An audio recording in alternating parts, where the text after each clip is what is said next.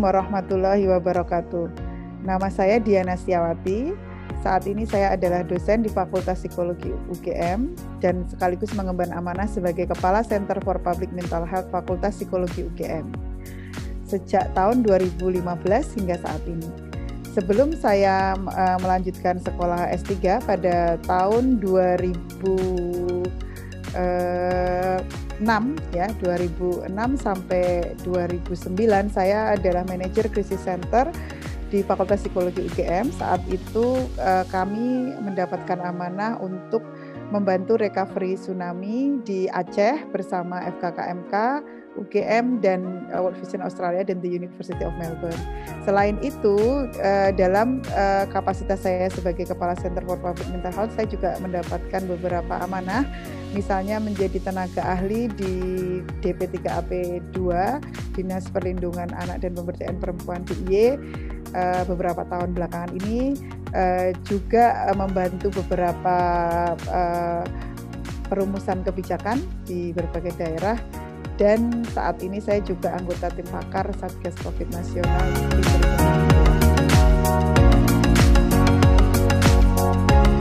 Kepemimpinan itu bagi saya artinya pelayanan sebenarnya gitu ya. Jadi bagaimana kita melayani orang banyak. Nah, itu sebenarnya kepemimpinan, sehingga pemimpin itu harus memiliki syarat dia mampu berempati terhadap kebutuhan orang banyak gitu. Jadi kepemimpinan itu tidak boleh memiliki tendensi atau niat untuk fame misalnya, terkenal atau material gitu ya, atau hal-hal yang sifatnya di luar genuinitas kita gitu ya. Sehingga kepemimpinan itu seharusnya adalah membawa atau mengantarkan kebaikan ke orang banyak gitu. Kira maknanya bagi saya. Ya, saya sih berharap gitu ya, dalam hidup yang tidak lama ya, manusia itu kan hidupnya nggak lama sebenarnya kalau dipikir-pikir gitu ya. Itu kalau bisa kita bermanfaat untuk orang lain, sehingga kalau saya diberi amanah kepemimpinan, saya akan memikirkan hal itu gitu ya. Jadi apakah misalnya amanah ini akan membawa kebaikan untuk banyak orang gitu, apakah itu akan memberi saya kesempatan untuk berbuat banyak untuk orang-orang lain, melayani tadi ya. Kalau memang itu ya, maka ya insya Allah saya ambil kesempatan itu begitu. Kalau itu sesuai dengan bidang keahlian saya kan kesehatan mental gitu ya. Kesehatan mental itu sebenarnya kan luas gitu. Jadi ke arah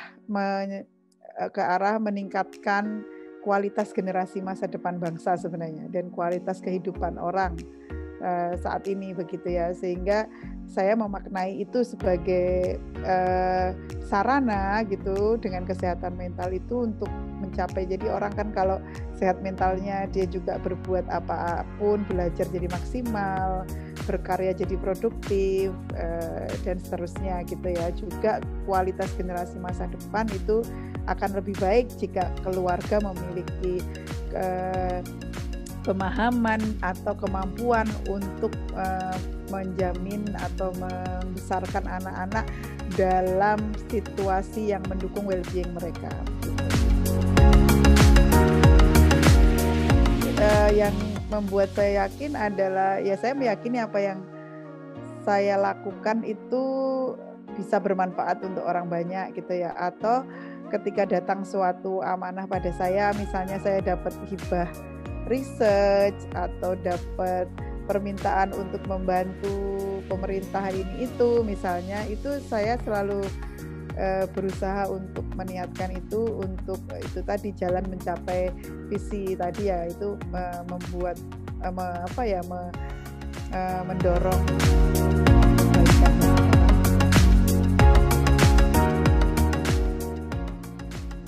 Oke, mungkin tadi sedikit sudah saya singgung di awal gitu ya.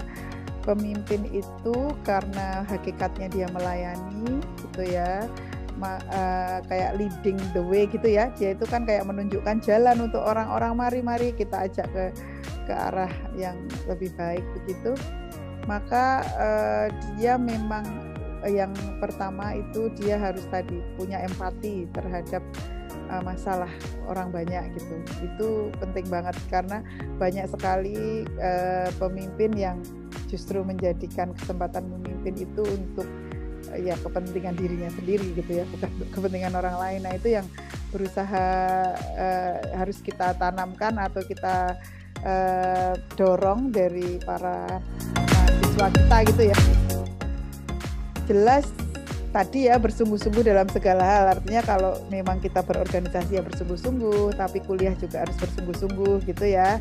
Itu saya pikir jadi prinsip lah bagi kita gitu ya, sehingga pada akhirnya nantinya gitu ya, kalau kita memiliki otoritas dalam bidang tertentu karena keilmuan kita, ya dengan sendirinya akan lebih mudah bagi kita untuk menyampaikan argumentasi untuk mendapatkan atau membuat kita dipercaya oleh orang-orang lain. Nah seperti itu ya, itu hubungannya tadi, sehingga tadi harus bersungguh-sungguh ketika menuntut ilmu, bersungguh-sungguh ketika berorganisasi mengurusi segala sesuatu juga harus profesional itu ya.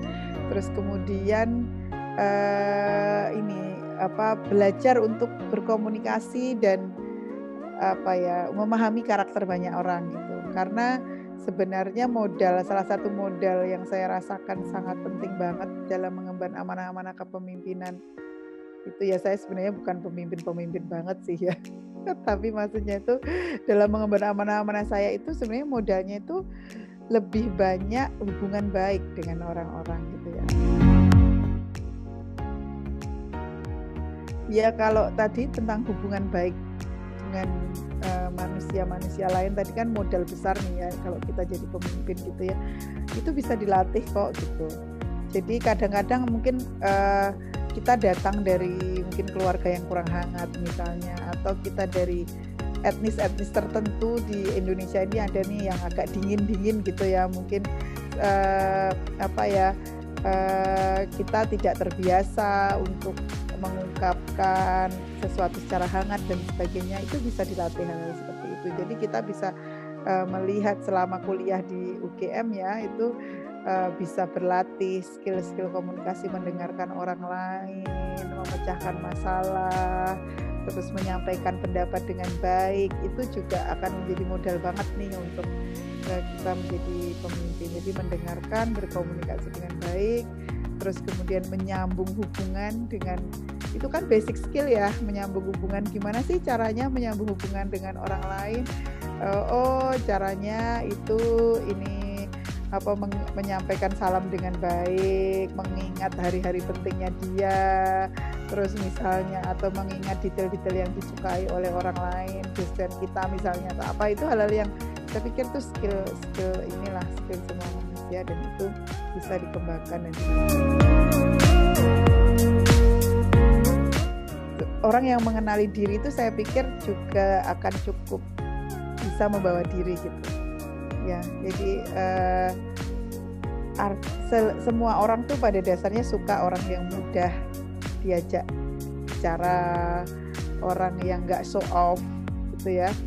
Yang itu kan hal-hal yang mendasar banget lah, yang kita pokoknya apa sih yang kita sukai. Kita kan pasti suka nih orang yang konsisten, yang kita nggak suka kan berurusan dengan orang yang punya personality sulit, yang misalnya hari Senin marah, kalau Rabu kadang-kadang menyenangkan, kalau ini Jumat nyebelin gitu kan, nggak suka gitu ya. Apalagi nanti kalau kita udah kerja nggak suka banget kalau bos kita kayak gitu. Nah jadilah orang yang seperti itu, yang konsisten, mudah ditebak oleh orang lain, dalam artian kalau berurusan orang nyaman dan sebagainya. Nah itu mungkin yang perlu kita kenali gitu ya. Misalnya dulu saya mungkin berpikir saya kayaknya kurang ini gitu ya, kurang mampu mendengar. Itu saya latih lah sedikit demi sedikit. Saya suka memotong pembicaraan orang, yang saya sadari waktu itu ketika saya masih kuliah. Ya saya coba untuk bersabar kayak gitu ya. Nah itu meskipun ya memang basic basic karakter kita itu kita harus kenali sehingga kita tahu dari mana kita mengembangkan kayak gitu. Terus kemudian ya kita mendengarkan feedback orang kayak gitu ya. Kadang-kadang ya nggak semua feedback itu harus didengerin sih. Kadang-kadang orang memberi feedback itu untuk ukuran dia sendiri gitu ya.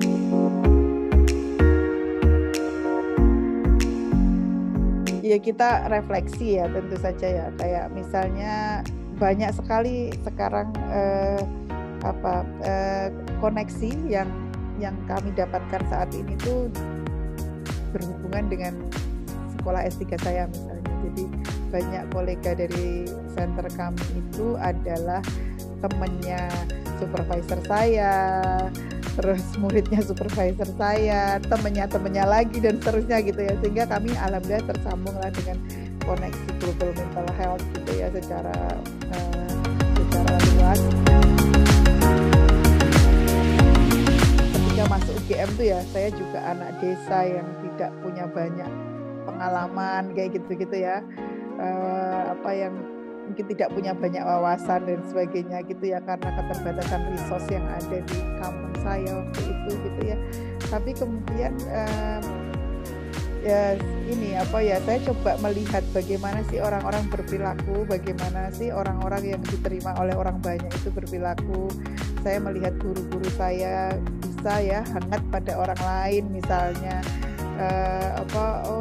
itu saya amati sih gitu, dan saya banyak tidak memiliki skill itu karena mungkin saya nggak cukup tahu manner misalnya, karena saya tidak pernah punya wawasan tentang itu misalnya. Nah kemudian dari situ dari memahami bahwa keterbatasan saya ini banyak karena wawasan yang kurang gitu ya. Jadi saya kemudian banyak belajar, banyak berdealing dengan banyak orang, terus kita setiap ada feedback, ternyata orang kalau diperlakukan begini nggak suka gitu ya, kita nggak melakukannya lagi. Nah itu banyak bergaul, banyak berefleksi juga.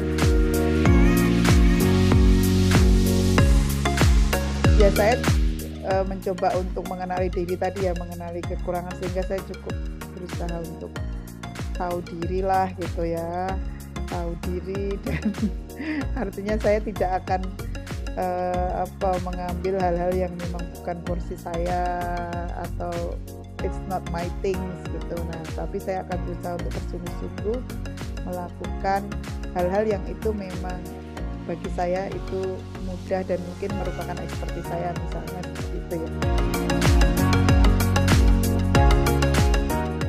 Kita tuh harus berpikir bahwa semakin usia kita semakin matang, terus step kehidupan kita semakin ke depan tuh tantangan itu semakin bertambah bukan semakin berkurang gitu ya. Dulu waktu kuliah itu kayaknya udah sibuk banget gitu dengan mengurusi diri sendiri, tapi ingatlah bahwa kalau kalian nggak bisa memanage itu dengan baik saat ini gitu, nanti di tahapan-tahapan kehidupan berikutnya itu akan luar biasa, semakin banyak. Nanti kita jadi seseorang, jadi guru, kayak saya jadi dosen, saya harus ngurusi anak-anak saya juga, harus ngurusi center saya juga misalnya, kan itu makin banyak nih ya, makin banyak amanah-amanah kita kalau kita tidak berlatih mulai dari ketika kita mungkin mahasiswa gitu, itu memang akan ada kesulitan-kesulitan ya.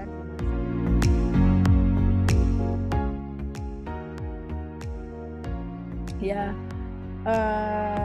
pesan saya sih sebentar lagi gitu, masa mahasiswa itu nggak lama gitu, dan masa mahasiswa itu adalah sebenarnya masa terindah untuk menuntut ilmu gitu ya. Jadi kita harus bisa menikmati masa menuntut ilmu itu dengan cara apa? Dengan cara yang mencintai ilmu yang kita pelajari itu sebaik-baiknya, sedalam-dalamnya. Karena nanti kalau kalau jadi baca buku dan sebagainya itu ya sekarang ini saatnya gitu ya. Karena itu nanti kalian kan akan jadi global citizen nih gitu.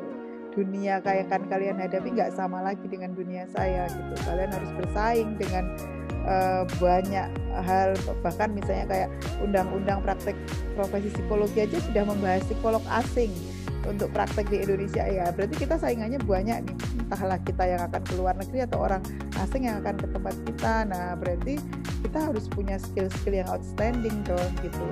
Jadi masa mahasiswa ini harus kita gunakan untuk menjadikan diri kita itu outstanding dalam hal-hal tertentu gitu, yang itu akan membuat kita berbeda dari orang kebanyakan yang tadi misalnya menguasai ilmu tertentu, menguasai bahasa yang banyak dan sebagainya kayak gitu ya. Jadi gunakan waktu, kuncinya mampu memanage distraksi, jangan biarkan HP menguasai kalian, game menguasai kalian, itu benar-benar merebut masa depan gitu ya. Jadi kita yang harus bisa mengendalikan gitu, teknologi itu harus kita yang mengendalikan, terutama kan teknologi, apalagi selain teknologi apalagi ya yang distraksi mahasiswa itu cinta-cintaan itu mungkin ya.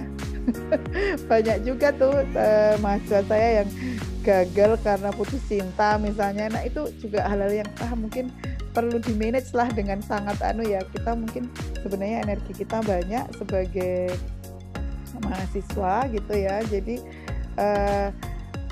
cobalah kalau belum berani bertanggung jawab, coba ini dulu gitu ya, cintai ilmu dulu. Nah itu penting banget, karena kalau kita begitu bisa mencintai ilmu gitu sebelum mencintai orang-orang khusus gitu ya, itu kita akan merasakan indahnya menuntut ilmu. Dan kalau kita merasakan indahnya menuntut ilmu itu menyenangkan banget. Kita dapat jurnal baru itu kita excited gitu.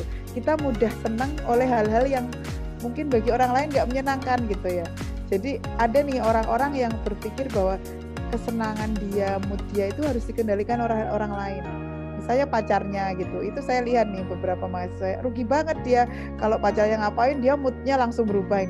Padahal ada nih banyak orang yang senangnya itu dinikmati bersama, misalnya ada buku baru excited dia, ada jurnal baru keren langsung excited dia gitu ya. Itu hal-hal yang bisa diusahakan banget nih pas masa kuliah ini gitu, karena nanti kalau udah kayak saya udah jadi orang tua kayak saya gini ya, kadang-kadang kita udah nggak bisa milih lagi bacaan kita, karena nanti masyarakat tahu-tahu datang dengan minta diselesaikan masalah ini, saya harus baca masalah yang itu, terus kemudian ketemu DPR mereka membicarakan ini, saya mau bicara bersama mereka, saya harus belajar masalah itu.